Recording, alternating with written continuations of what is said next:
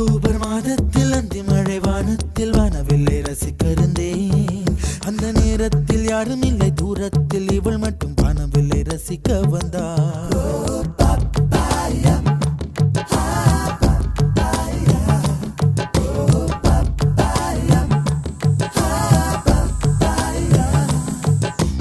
October மாதத்தில் அந்தி மழை வானத்தில் வானவில்லை ரசித்திருந்தேன். அந்த நேரத்தில் யாரும் இல்லை தூரத்தில் இவள் மட்டும் வானவில்லை ரசிக்க வந்தாள்.